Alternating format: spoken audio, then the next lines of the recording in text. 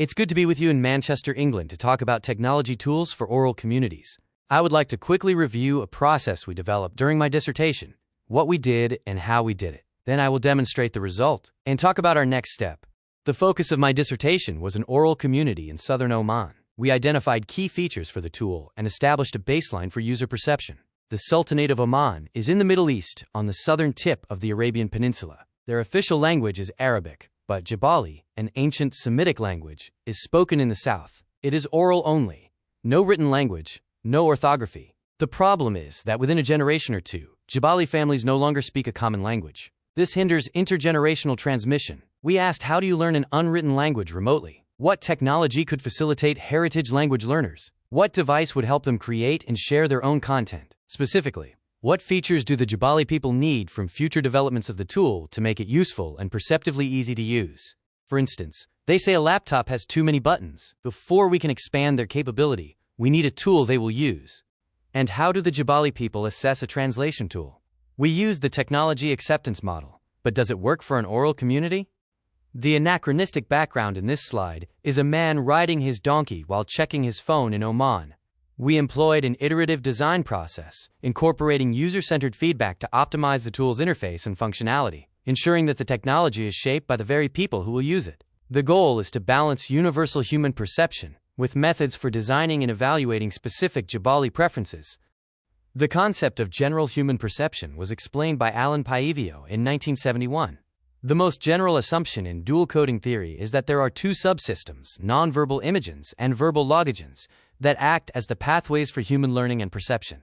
Written words are unique because they enter the channel as nonverbal but then cross over to be processed as verbal. Paivio and Desrochers, 1980, extended their theory to include multiple languages, two independent verbal systems which are linked to a common imagery system. Bilingual dual coding is also presented as a means of indirect access from one language to another.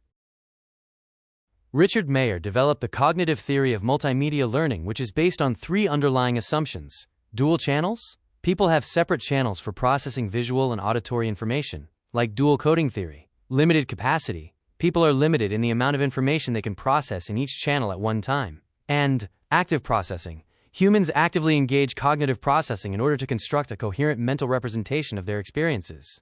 Mayer also describes three types of memory: sensory, working, and long-term, and he includes principles such as coherence, redundancy, and signaling.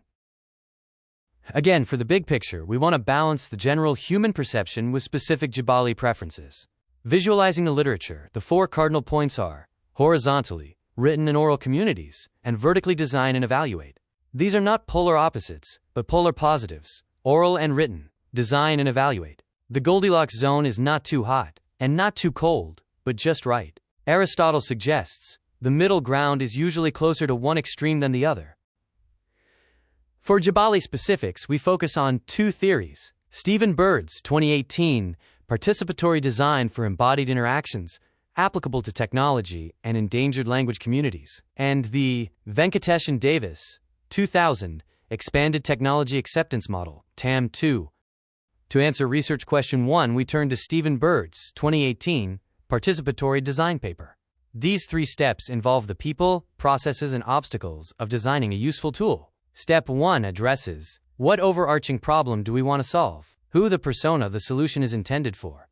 And a prototype. To engage with indigenous participants, we probably need to replace abstract interactions involving pen and paper on a university campus with embodied interactions that occur during a walk in nature or while sitting by a cooking fire. Step 2. This step begins to narrow down the focus from the information gathered in Step 1 by creating a feature list, listing the pains or the challenges they face, and identifying gains or specific ways the tool may help the persona accomplish tasks. Step 3 contains three difficult questions that help identify obstacles in the process. He also warns against overemphasizing the solution, thinking in isolation, and ignoring people's relationship to technology.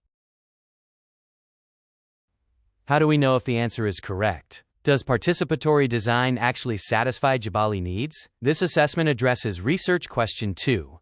To evaluate local users' experiences, we turn to the Expanded Technology Acceptance Model proposed by Venkatesh and Davis in 2000, which measures perceived usefulness and perceived ease of use with enhanced cultural sensitivity, often referred to as TAM2. TAM2 adds external variables or antecedents to the original technology acceptance model, highlighted in the colored rectangle. This allows us to measure the degree to which subjective norm or image actually influence perceived usefulness. Here is a visual of the methodology, which uses two separate surveys. Survey A gathers ideas using Bird's three-step format. We identify features that bubble up, then implement these features. Next, we use Survey B, based on TAM2, to evaluate Jabali perception.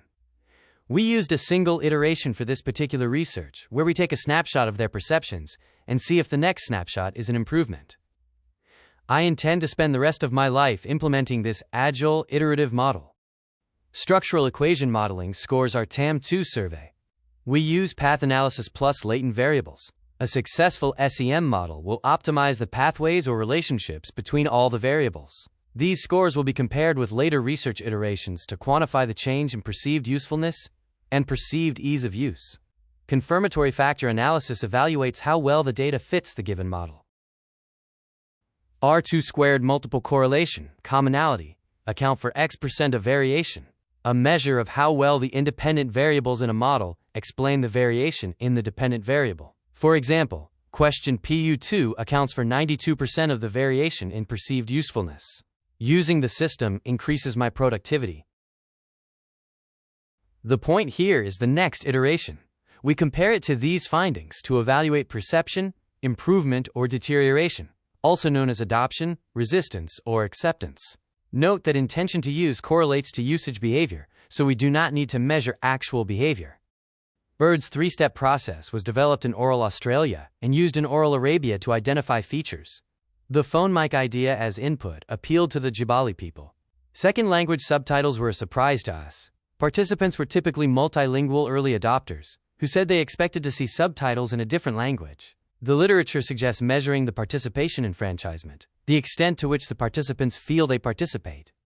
That was the theory. Now to demonstrate the result. We start with a YouTube video, then add a new audio track, segment by segment, using your phone or laptop. The YouTube video can be an unwritten story in Jabali. The new audio can be in a second language. Auto-generated subtitles are available for some languages. The new audio is synced with the video and ready to share instantly. Here are a few highlights of the software we call tawq-in. Introducing tawq-in, software that lets you add your voice to video using your phone. tawq-in is the perfect way to tell your story in a second language. Click the plus to add a video. Link a YouTube video that you wish to translate. Select the new language that you will be adding. Watch a video segment, then toggle to record your translation. The pattern is to play a segment, then record a segment. But guess what I saw? Walking down Mulberry Street. Repeat. Play a little, record a little. This example uses the phone motion option rather than the buttons. Captions are generated automatically if available for the language you selected. tawq-in will align what you said with where you said it. Captions can be edited later. When you are finished, you will have both written and audio captions. Then you can share the original video with your new audio. Others can watch and listen to what you create. Visit us at tawq.in to start tawq-in today.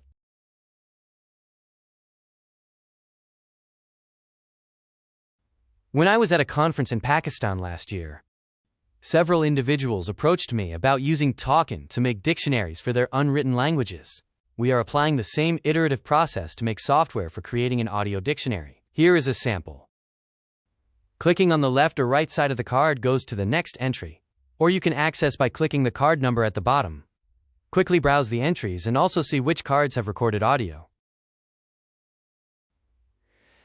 After clicking on the plus symbol and then text creation, a flashcard for each GLECC is created manually, or by adding a CSV file, like a Swadesh list. Please try tawq-in and let us know what you think. You can find us at Keep Talkin'. Thank you.